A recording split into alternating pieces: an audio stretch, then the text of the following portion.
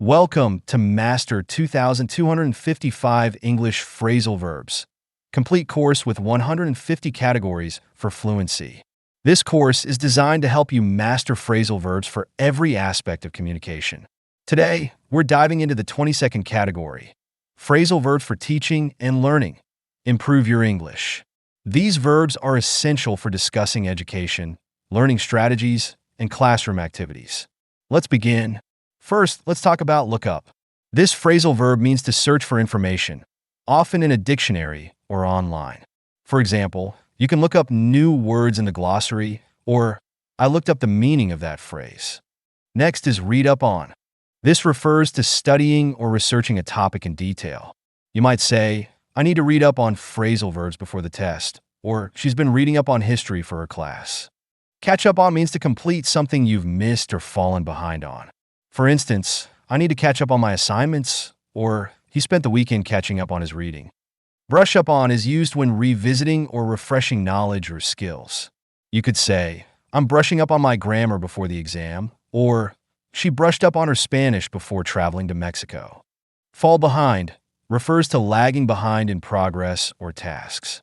For example, he fell behind in his studies due to illness, or don't fall behind on your coursework. Keep up with is the opposite and means to maintain the same pace as others or a task. You might hear it's hard to keep up with the homework, or she's keeping up with her classmates in math. Drop out means to leave school, a course, or an activity before completing it.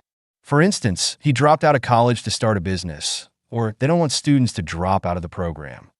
Sign up for refers to enrolling in a course, activity, or program. You could say, I signed up for a new online class, or she's signing up for piano lessons this week. Hand in means to submit an assignment or task. For example, please hand in your essays by Friday, or he handed in his project just before the deadline. Write down is used when noting information on paper or electronically. You might say, write down the key points from the lecture, or she wrote down the instructions to remember them. Go over means to review or examine something carefully.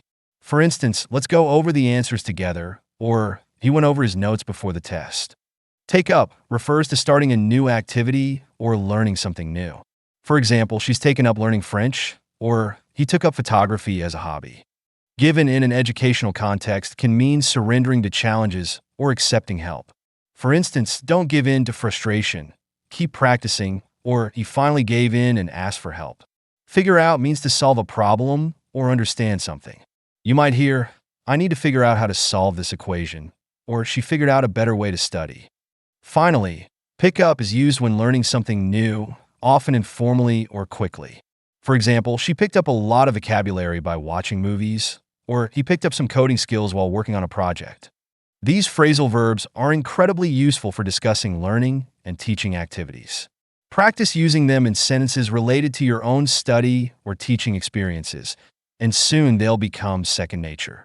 Keep practicing, and I'll see you in the next lesson.